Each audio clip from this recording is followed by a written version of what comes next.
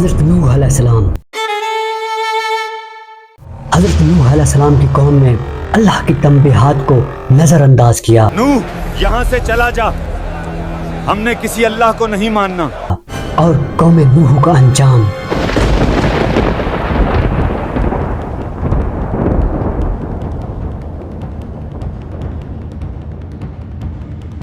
اس دنیا کی تاریخ میں کچھ واقعات ایسے ہیں جو صرف قصے نہیں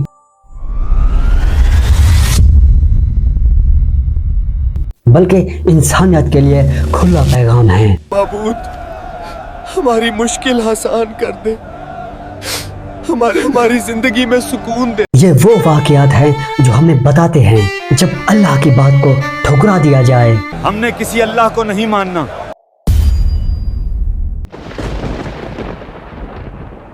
تو انجام کیا ہوتا ہے؟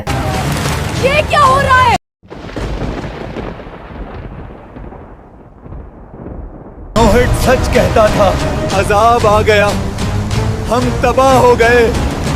آج ہم آپ کو لے کر جا رہے ہیں ہزاروں سال پیچھے، ایک ایسے قوم کی طرف جسے اللہ نے بار بار سمجھایا. میں تمہارے لیے اللہ کا صاف اور کھلا کھلا ڈرانے والا ہوں، جس کا پیغام تم تک پوری طرح واضح طور پر پہنچ چکا ہے. جسے اللہ نے بار بار خبردار کیا لیکن انہوں نے ہر تنبیہ کو نظر انداز کیا. یہ ہے حضرت نوح علیہ السلام اور اس کی قوم کا واقعہ. میرا والا زیادہ بہتر ہے. بکواس مت کرو، میرے والے کی کریگری لاجواب ہے. حضرت نوح علیہ السلام کے زمانے میں لوگ بظاہر خوشحال تھے. لمبی عمریں، طاقتور جسم اور وسیع زمینیں ان کے پاس تھی.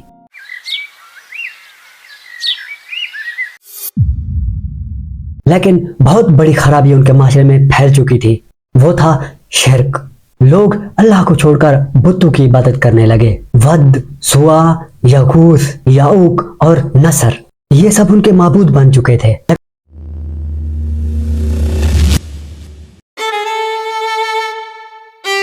ہمارے معبود ہماری مشکل آسان کر دے، ہماری زندگی میں سکون دے دے. لیکن اللہ کو گوارا یہ نہیں تھا کہ انسان کو گمراہ چھوڑ دیا جائے. چنانچہ اللہ نے ان کی ہدایت کے لیے حضرت نوح علیہ السلام کو نبی بنا کر بھیجا. میں تمہارے لیے اللہ کا صاف اور کھلا کھلا ڈرانے والا ہوں، جس کا پیغام تم تک پوری طرح واضح طور پر پہنچ چکا ہے. حضرت نوح علیہ السلام نے اپنی قوم کو نہایت صبر اور محبت سے سمجھایا. نوح علیہ السلام نے کہا، اے میری قوم، اللہ کی عبادت کرو، اس کے سوا تمہارا کوئی معبود نہیں. مجھے تم پر ایک بڑے دن کے عذاب کا ڈر ہے. لیکن قوم نے کیا جواب دیا؟ قوم کے سردار بولے، ہم تو تمہیں کھلی گمراہی میں دیکھتے ہیں. حضرت نوح علیہ السلام نے دن میں بھی تبلیغ کی، سمجھایا، اور رات میں بھی تبلیغ کیا اور ان کو سمجھاتے رہے، کھلے عام بھی اور چھپکے بھی. 950 سال تک نوح علیہ السلام نے اپنی قوم کو اللہ کی طرف بلاتے رہے.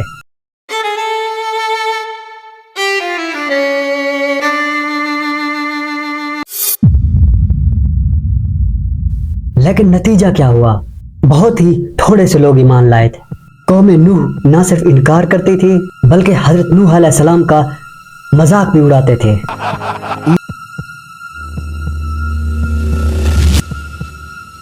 ہم تمہاری بات نہیں سنیں گے. وہ کہتے تھے یہ تو ہماری طرح ایک انسان ہی ہے.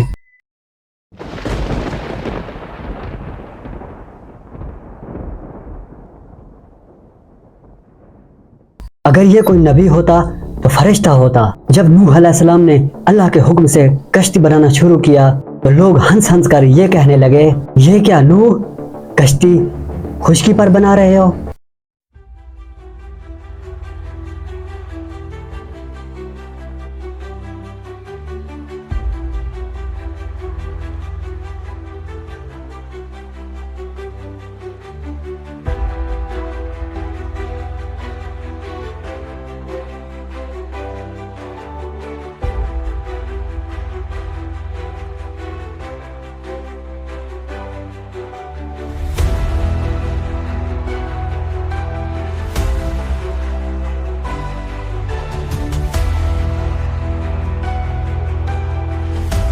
پھر بولتے کہ نوح پاگل ہو گیا، لیکن وہ نہیں جانتے تھے کہ یہ کشتی نہیں تھی بلکہ نجات کا ذریعہ تھی۔ اب اللہ کا آخری فیصلہ، آخر کار اللہ کا حکم آ ہی گیا۔ اللہ نے نوح علیہ السلام سے فرمایا اب تمہاری قوم میں مزید کوئی بھی ایمان نہیں لائے گا، یہ اللہ کی طرف سے آخری فیصلہ ہے۔ نوح علیہ السلام نے اللہ کے حکم سے ہر جانور کا ایک ایک جوڑا اور مومن لوگوں کو کشتی میں سوار کیا تو آسمان سے بارش برسنے لگی، زمین سے پانی ابلنے لگا۔ یہ کوئی عام بارش نہیں تھی، پانی ہر طرف پھیل گیا، اونچے پہاڑ بھی ڈوب گئے، مضبوط محل بھی نہ بچ سکے۔ وہ لوگ جو کل تک مذاق اڑایا کرتے تھے آج پانی سے بچنے کے لیے وہ بھاگ رہے تھے۔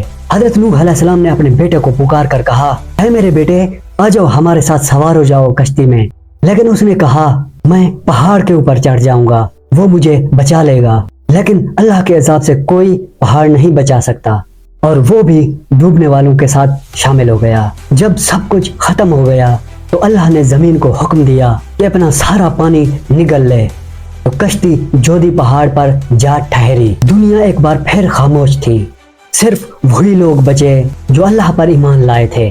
قوم نوح کا انجام ہمیں یہ سبق دیتا ہے کہ اللہ کی تنبیہ کو نظر انداز نہ کریں۔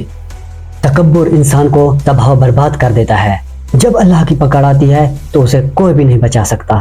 نجات صرف ایمان اور اطاعت میں ہے۔